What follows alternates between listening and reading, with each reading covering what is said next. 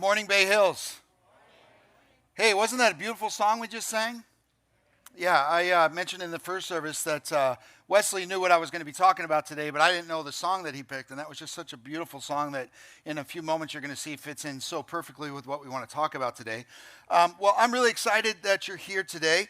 My name is Kevin. I'm one of the pastors, if we haven't met. And there's kind of a running joke around here about me, and that is that I love three things: Jesus, my family, and hiking. And hiking has become this joke because if I ask you if you want to go for a walk, it's no less than 5 miles. And so that's your decision now. It's in your court if you decide you want to say yes to Jesus and yes to my walks. But this week, I just passed actually 900 miles, intentional walking miles on the year.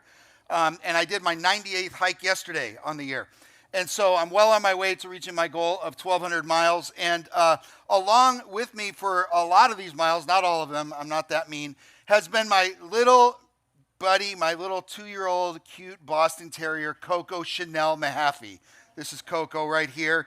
And she loves to hike with Daddy. Every day we're around the house, I say, "You want to go for a hike?" And she just perks up. And then I go, when I sit on the steps to put my hiking boots on, she comes running over, and I tell her I need a massage to go hiking, and she jumps on my back and gives me a massage, and then we go hiking, and it's so much fun. And she's pretty well trained.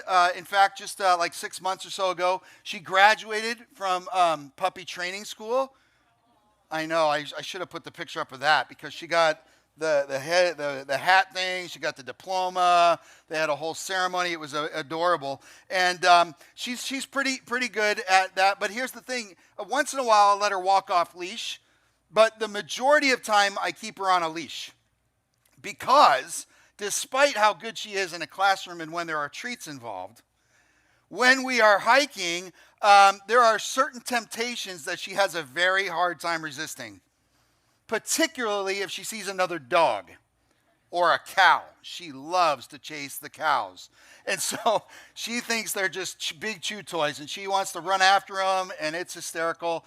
And only once or twice has she done it off leash. Every other time she's just pulling on me, and I'm like, "No, we're not going for the cows. Leave them alone." All right? So here's the problem. She has this desire well up in her to go chase other dogs or to chase cows that overrides her will to obey me. Does that sound familiar to anybody? All right. A few weeks ago, my wife and I took Coco on a little walk, and I like to go about dusk because I see so much wildlife.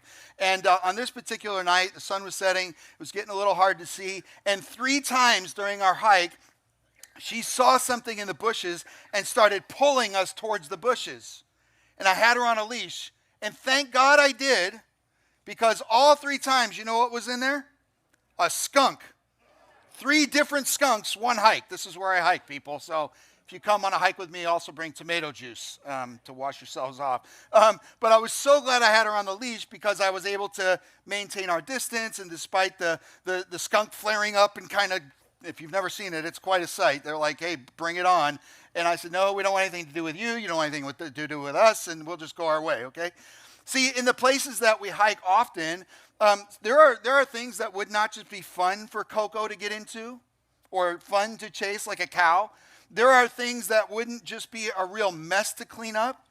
Where we hike often, there are actually very real dangers involved. Oftentimes we see coyotes, right, who would love a little chew toy or a snack like Coco. There are rattlesnakes sometimes. There are mountain lions in this region, right? And so part of the reason I keep her on the leash is because I don't want her to get hurt. I also keep her on a leash for my own reputation. Like around town, I will walk her around our little neighborhood, and we have a park by our house, and I will keep her on the leash. You know why? Not because she's not cute and everybody wants to pet her, because I don't want to be known as the guy who can't control his dog in town. You know that person in your town? Are you that person? Yeah. Right? You're walking, like, they think they've got control of their dog, and they're wrong. Right? And so I know that as good as Coco is, there are times when she's not going to listen to me. So I keep her on a leash because I want to have a good reputation as a responsible dog owner, right? If you're a pet owner, you know something about the responsibility involved in owning a pet, particularly a dog, right? You know the care that they require. You know you've got to feed them. You've got to take care of them. You've got to pick up their mess. You've got to do all kinds of things. You understand the love that you have for your pets. And many times that love is reciprocated to you, right? And so you have this love back. You know, though, the dependence, almost complete dependence, usually in the house of, in the case of dogs and cats and so forth, complete dependence on you for their survival and well-being. Over the course of the next 3 months, I'm going to be speaking 3 times. And what I would like to do is do some one-off messages that together are going to compile a little bit of a series on a very famous and well-known passage of Scripture. Even if you've never been in church or grown up around the Bible being read or anything, you've probably heard some of this before because it's often quoted at funerals or other times when people are going through difficulties, and it's brought comfort to people for thousands of years, and that is the Psalm of 23. The poem that we find in Psalm 23. And so what I would like to do something a little bit different for us at Bay Hills today. I want to invite you to join me, and we're going to put it up in the New Living Translation. We're going to put the words up on the screen, and I would like us to read this out loud together, okay? And so if you would join me in reading. The Lord is my shepherd. I have all that I need. He lets me rest in green meadows. He leads me beside peaceful streams. He renews my strength. He guides me along right paths, bringing honor to his name. Even when I walk through the darkest valley, I will not be afraid, for you are close beside me. Your rod and your staff protect and comfort me. You prepare a feast for me in the presence of my enemies. You honor me by anointing my head with oil. My cup overflows with blessings. Surely your goodness and unfailing love will pursue me all the days of my life, and I will live in the house of the Lord forever.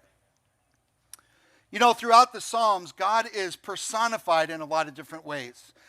Sometimes he's described as a shield. Sometimes he's seen as a rock. Sometimes it talks about him being the creator of the universe. Sometimes it talks about him being a warrior or a king or a judge, or a deliverer. But here in Psalm 23, the Lord is pictured as a shepherd. The psalm that we're reading here was written by David. Does anyone know what David did before he became king? He was a shepherd. And so David, as he's writing this, is not writing from a theoretical place or having read about shepherding in a book, or like many of us, like we've heard about it, we've learned about it like second or third hand. We don't really get a close thing. David is writing from a very personal knowledge of what it means to be a shepherd. He's writing from a very intimate understanding of sheep, because a good shepherd actually lives in the middle of his sheep. He spends so much time with them. And so it's interesting that David, as he's reflecting on God in this psalm, personifies him as a shepherd. And David does something interesting. He doesn't write from the perspective of a shepherd. He writes with that understanding in the back of his mind. But he decides, I'm going to put myself in the hooves of a sheep and talk about what life is like in the care of a good shepherd. And so he begins this poem with these words: the Lord is my shepherd. Who is the Lord? David, we know, is writing about Yahweh, the God of Israel, the God he had grown up learning about and knowing. But in describing God as shepherd, he moves beyond this idea of God out there, God big, God creating the universe. And he says, I want you to understand that the God we serve is not just big, out there, far off, distant. He's actually very close. He's right here. He's with us. He's intimate with us. See, God as creator, God as a rock, God as a shield, God as a king, God as a deliverer. Those are all wonderful descriptions of aspects of who God is, right? But they can also feel distant, like God's out there. And in this moment, David pulls us into this and says, I want you to understand how close God is. In fact, it's kind of like a shepherd who lives with his sheep. See, David doesn't just say the Lord is a shepherd. What does he say? The Lord is my shepherd. This is a personal relationship that he has with his shepherd. And one of the reasons that this ancient poem has continued to be so meaningful to us, even thousands of years later, and speak so deeply to our hearts, is because in it we see the foreshadowing of Jesus. Jesus came, and in John 10, he declared, I am the good shepherd. I am the good shepherd. And so even all the way back when David was writing this, there was echoes about God. And Jesus came as Emmanuel, God with us. He entered into history, that the God of the universe, the creator of the universe, moved into the neighborhood. He moved in to live with his flock. And so before we go any further, let me ask you, is the Lord your shepherd today? You might be here with your mom, and you could say, the Lord is my mom's shepherd. Or maybe grandma invited you, and the Lord is grandma's shepherd, or the Lord is my friend's shepherd. Is the Lord your shepherd? You see, do you have a personal relationship with God that he has made available through you through the Good Shepherd Jesus? I want you to ponder that question. And if that's you today and you said, I've never experienced the Lord as my shepherd, I've only heard about him or I've seen other people experiencing him, but I can't honestly say he's my shepherd. I want you to know at the end of this service today, I'm going to give you an opportunity to say yes, to make Jesus the leader of your life. And the reason that's so important is because everything that we're about to read, all the benefits flow from the idea of God being your shepherd. I've entitled this series, The Good Life. And what we're going to see is that this good life is available to us, but it's only a result of having a relationship with the Good Shepherd. See, the Lord is my shepherd flows out of this idea that he is caring for me. And so let's look at what David has to say about this. He says, the Lord is my shepherd, I have all that I need. Today we're going to look at verses 1 through 3. And in the ensuing messages, we'll look at the other verses.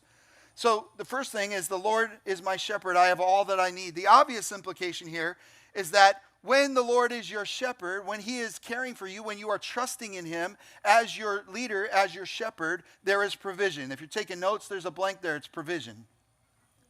See, the welfare of any flock is dependent on the character of the shepherd. It's dependent on his ability to manage his flock.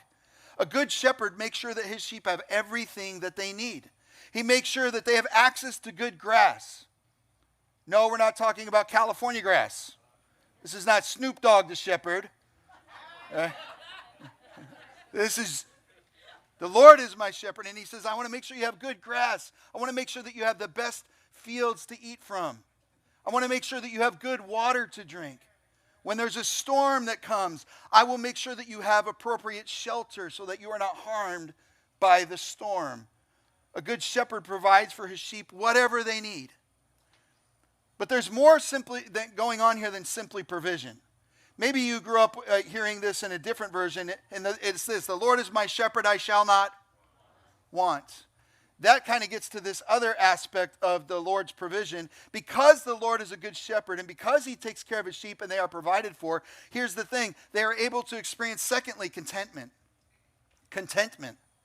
See, David wrote this psalm, and sometimes when we think about David, we think about him as king, and when he had all the luxuries of a king, and he was well provided for, and he had that season in his life.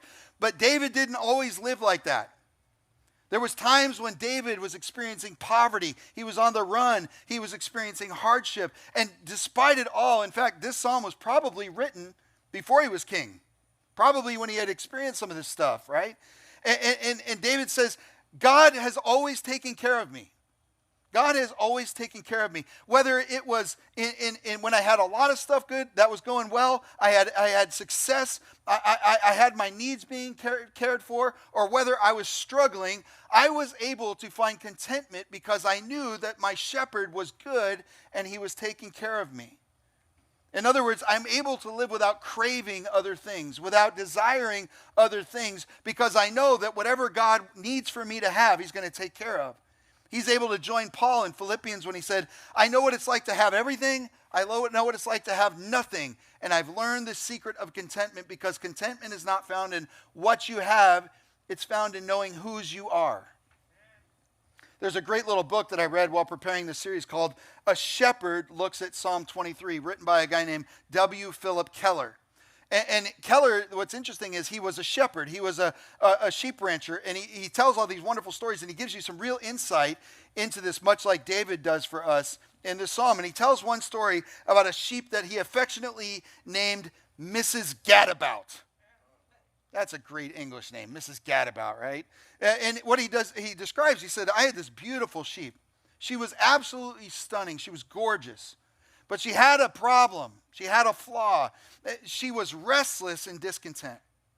He said, I had the best grazing available. I had the best land available. I had beautiful water to provide for all my sheep. But Mrs. Gadabout wouldn't enjoy the beautiful fields that I had.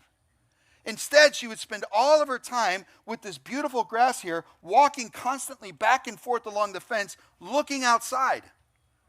Constantly looking for a chink in the fence, a loophole, something she could get through to escape because she thought something better was out there.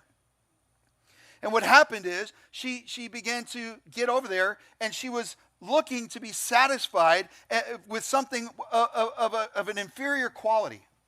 She thought that it would be better over there, and she was willing to settle for a lesser quality of life. How often do we do that? That we think we know better than God. The grass is greener on the other side. Yeah, but somebody's got to tend it. And you have a good shepherd who's tending the field and say, you don't need to go over there, right? How often are we searching for fulfillment in things or other people when God says, will you just find your fulfillment in me and what I offer you, because I'm offering you the best. I'm offering you the best.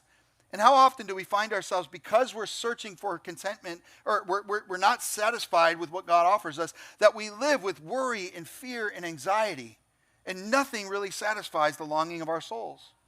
In Luke 12, Jesus told us a story to say, don't worry. And he said, the reason I don't want you to worry is I want you to take your eyes off of what's around you and fixating on taking care of yourself, and look at your God. Like David, look at the good shepherd. Look what he's provided for you. He says, don't worry about taking care of yourself. Worry about focusing on God, taking care of what God cares about, and God will take care of you. It's about focusing on the character of the good shepherd rather than looking at the things that we think we know best. So trusting in the good shepherd results in the removal of worry. See, when we trust in Jesus, he gives us contentment. Because the Lord is my shepherd, I have all that I need. I know that he loves me. I know that he cares about me. I know that he's constantly thinking about me. I know he's constantly watching me. I know he's looking out for my best. I know that everything he does for me is for my good. And that he even puts his own reputation on the line to say, I want to make sure that you are always fed, always safe, always cared for, always flourishing. David continues, but the Lord, because the Lord is my shepherd, he lets me rest in green meadows. The third thing that God offers us as our shepherd is rest. It was interesting to discover this week as I was reading Keller that sheep refuse to lie down unless they have 4 needs met. There are 4 things they have to be assured of before they'll rest. Number 1, sheep will not lie down unless they're free from all fear. If they're afraid that there's danger, they won't rest. They won't bend their knees and lay down in the grass. Secondly, they're social creatures, and if they sense any kind of tension in the herd, they won't lie down because something might break out at any minute, and I'm not secure in that. The third thing is that if they're bothered by flies and mosquitoes and all these parasites and stuff, they won't lay down because it's too annoying. They can't rest. They can't relax. And the fourth one is that sheep won't lie down if they're hungry because they feel this need to go out and find food. So fear, friction, frustration, and food. And isn't it interesting that our good shepherd, Jesus, makes it possible for us to rest because he addresses these 4 issues in our lives. Sheep are easily spooked and they panic. Perhaps you guys have noticed around here. In fact, just yesterday I was driving on the freeway right here by Fitzgerald. Have you guys seen when they bring the herds of goats around? I got to tell you, that is a fascinating thing for me. I love hiking, and so when I moved here from New York, I would be out hiking. And one day in the middle of the summer, I went out hiking on a trail that I had hiked 100 times. And all of a sudden I came up and there's 1,000 goats there. What in the world is happening? I had no idea what was going on. And then I realized that this is actually a firefighting prevention thing. This is what they do. Do you know this? This is why? All right, this is like cheap landscaping, I guess. I don't know how much they pay the shepherds, but man, that's cheaper than a lawnmower, and it's probably better for the environment. And so I realized that they bring them in to clean out an area. And I noticed something really interesting. One day I was hiking up in Tilden, and I hiked kind of deep into the trails there, and all of a sudden I came up over this ridge, and I saw a herd of goats up on the hill. I saw them. And then I noticed something else. There was a trailer there with dogs on it, and like a stove and like a grill, and I was like, that's interesting. I said, this guy actually comes up here with his goats, and he lives here for the week or two that he's there cleaning the area. Then I hiked up, and I got closer to the goats, and I saw a truck by the goats. And when I hiked by, I noticed the two shepherds, the two goat caretakers, were in the truck sitting right there next to the sheep. See, good shepherds understand that they need their flocks to be able to feel safe. And so what do these guys do? They actually go and live with the herd so that they can do their job and they can just focus on eating stuff, right? Isn't that interesting that that's what Jesus did for us? That the good shepherd understands that he wants us to live with the assurance of his presence, and so he came to live among us. Jesus, Emmanuel, God with us, so that we can find assurance in his presence, that we don't have to worry. Sheep also get into these rivalries with other sheep. And Keller says many times I'd be walking up and I'd see him going at it and all this. And he says, as soon as I would open the gate and walk in, you know what they would do? They'd stop. I think about Coco. When I come home, sometimes she's getting into mischief, you know. And as soon as you open the door, they're like, hey, what's going on? Nothing's going on here. Really? Last week, why are my sermon notes on the floor with teeth marks all over them? You're lucky I got this out. And so what happens? Jesus comes on the scene, and how many times does he say, you guys are getting caught up in pettiness. This is meaningless. Why are you arguing about these things? And he gives us the ability to say, yeah, we're getting up in things we're caught up in things that don't matter. Or maybe it's a big issue. And Jesus steps in and he says, I'm going to give you the grace to forgive and to work through this. I'm going to give you the ability to heal.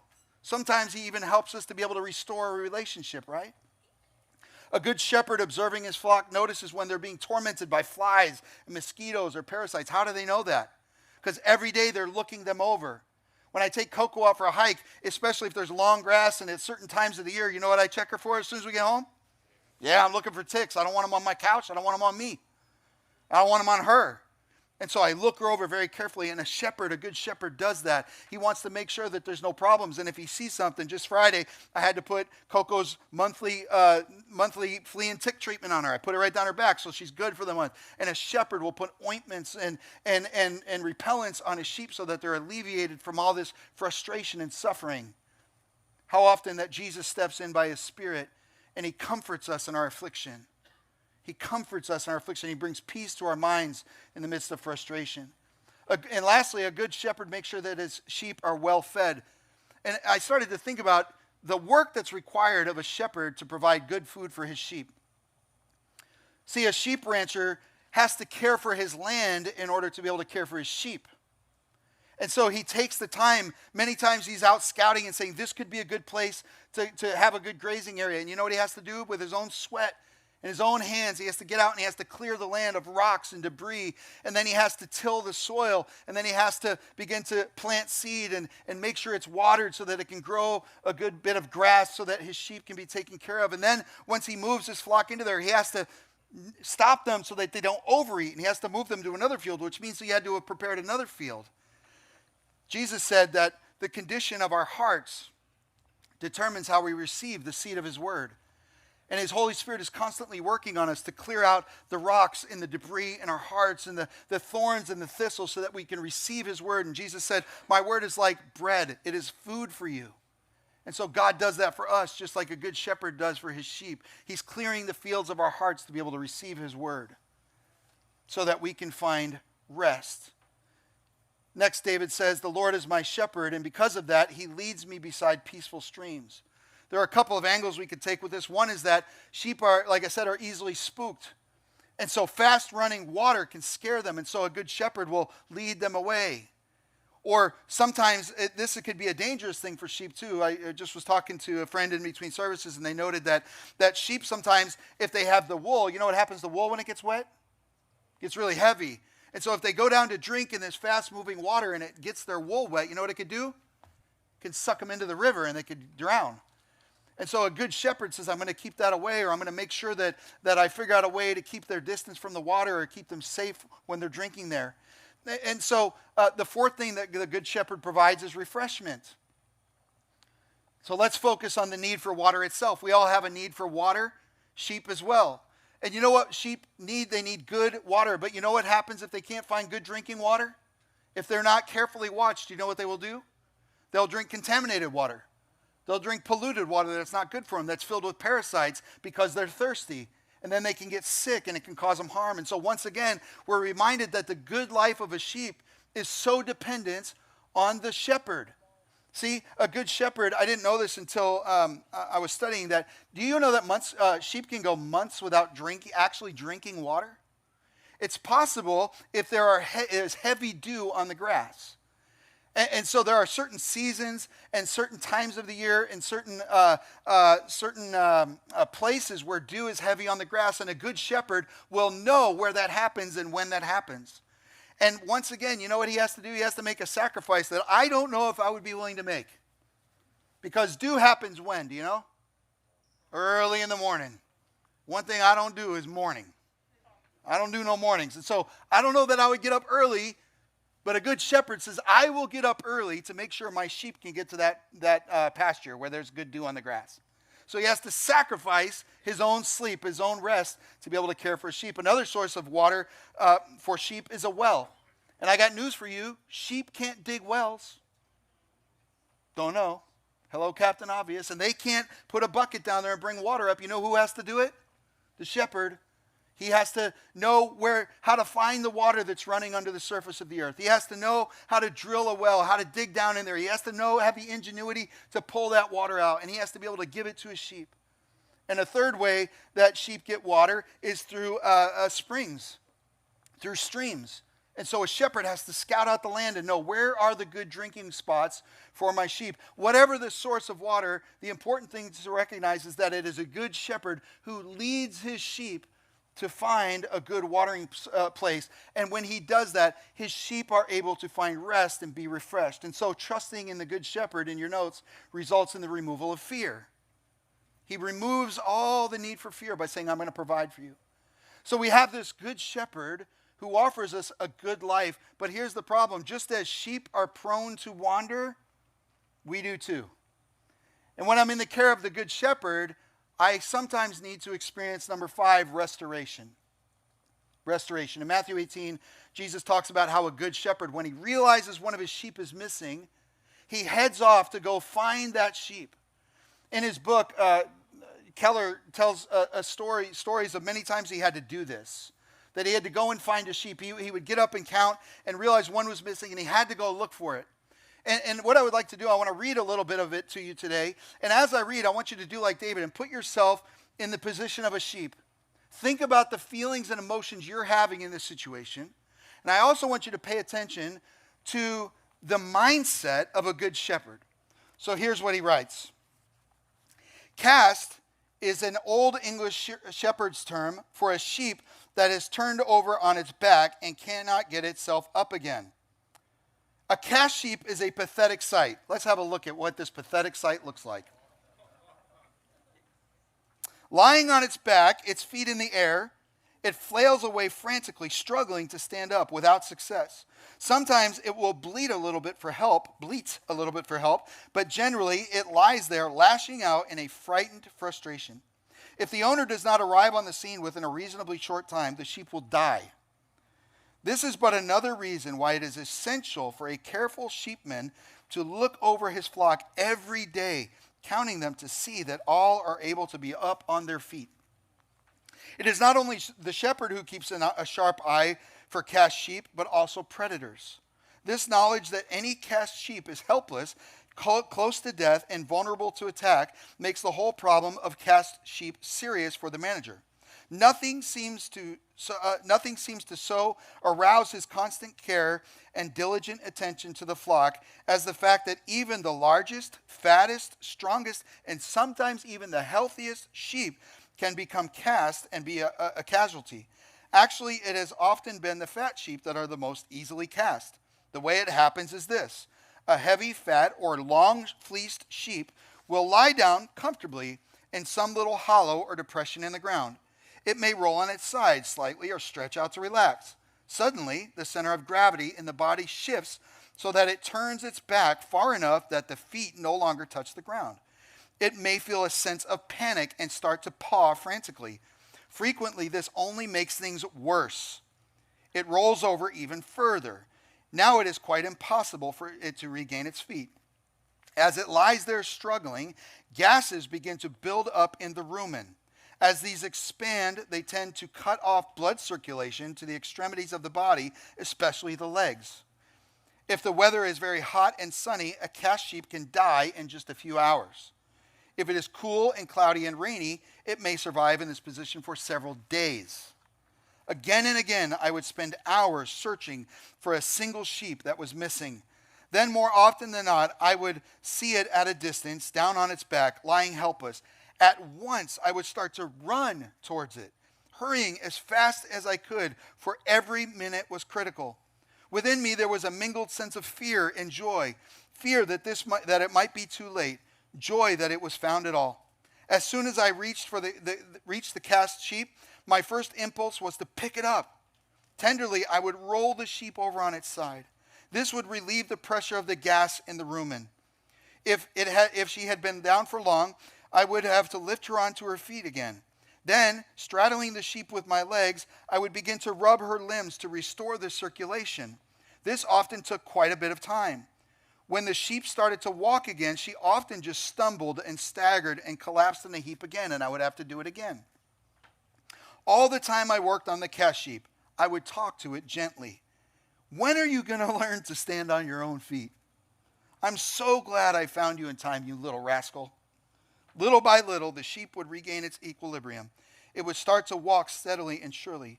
By and by, it would dash away to rejoin the others, set free from fears and frustrations, given another chance to live a little longer. The prophet Isaiah said, all of us like sheep have strayed away. We have left God's path to follow our own. He then goes on to describe how God would send the Messiah, send Jesus, who would come to rescue us and save us. And that's precisely what Jesus did. Jesus was God's rescue mission to find us, cast sheep, helpless, unable, in danger, to find us. And the thing that really stood out to me as I was meditating on this week was the tenderness of the heart of the shepherd.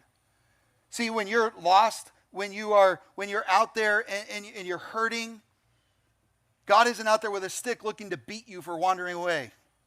He's looking with the heart of a shepherd to say, I hope I find you alive, and I want to help you. I want to restore you. I want to get you back in there.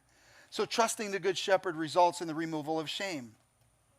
He loves you. He wants to heal you. He wants to help you. He wants to restore you so you can experience the good life. And the last one we're going to look at today is when I'm in the care of the good shepherd, I experience guidance. David said, he guides me along right paths. Of all the qualities of a good shepherd, I think this one is the most important. This one really stands out because the wise guidance of a good shepherd has massive ramifications, not just for the sheep, but for his entire ranch. In fact, the wise guidance of a shepherd is what separates a good shepherd from a poor shepherd. It's what separates a good shepherd from a tenant farmer who doesn't care. He just wants to use the land. It's what largely determines his reputation as a sheep farmer, as a sheep rancher. Have you noticed that the goats around here are constantly being moved? Do you know why that is? Because within just a few hours or a few days, they can completely wipe out an area. They can eat everything. They just eat everything. And so while goats are really interested in the twigs and the branches and all the foliage on the different brush that are around, sheep are a little bit different. Sheep don't eat everything at eye level. They get down, they're grazers. They put their head down and they eat grass. And so like goat herders, shepherds have to constantly be moving their flocks so they don't overeat an area and destroy everything. But there's one distinction between goats and sheep that's really important. Goats will eat anything in front of them, but generally speaking, they don't mess with the roots. They clean off a bush, but they leave the roots alone. Sheep are different.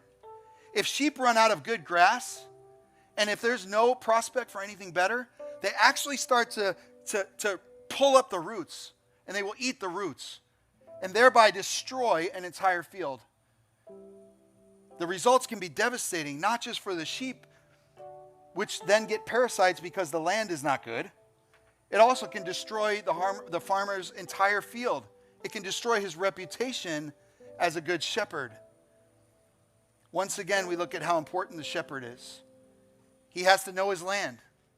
He has to think ahead. He has to scout out. He has to have a good plan, a good strategy for his sheep so that they will be healthy. And so that everything in his creation and his domain, his fields will be healthy and his reputation will be maintained.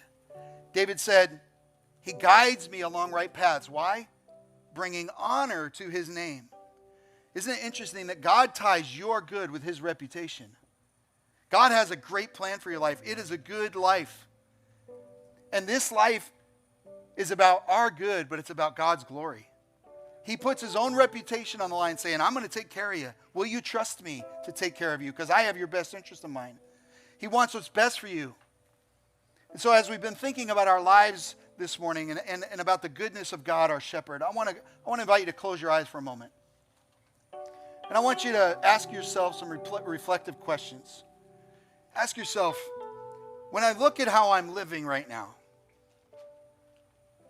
is it reflective of the reality that I'm really trusting God? Am I really trusting God with how I'm living? Am I living life in such a way that I'm bringing honor to his name?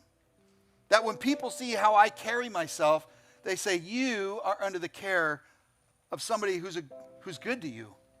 That you don't worry like everybody else. Are my actions reflecting the reputation of God as a good shepherd? See, Jesus calls us to follow him. He offers us a good life. But he says it's not just if you believe in me as a good shepherd. The question is, do you trust me? Are you willing to obey me, knowing that I have your best interest in mind? So as I said at the beginning of the service, if there's anyone here that's not said yes to Jesus, the good life is available to you. And I want to give you an opportunity to say yes to Jesus right now.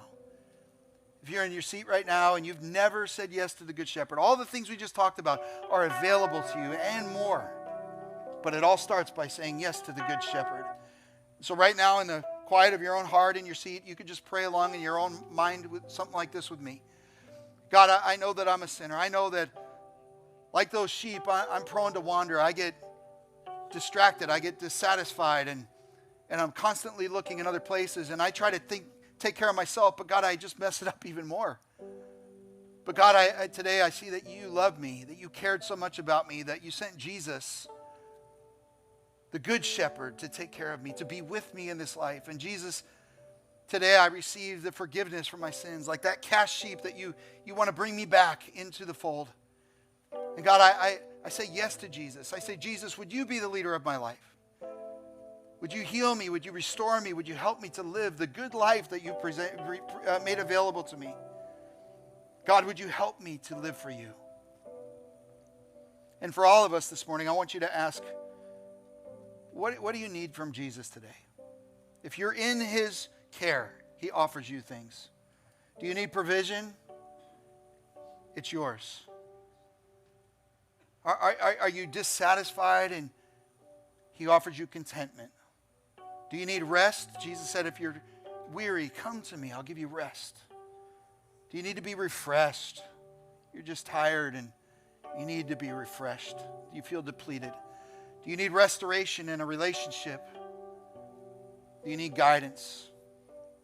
We're going to enter into a time of worship with singing in just a minute. And as we do, I would love to invite you just to entertain a posture of receiving from God whatever you need today. He's made it available to you. God, thank you for Jesus. Thank you for the Good Shepherd. Thank you that we are in good hands.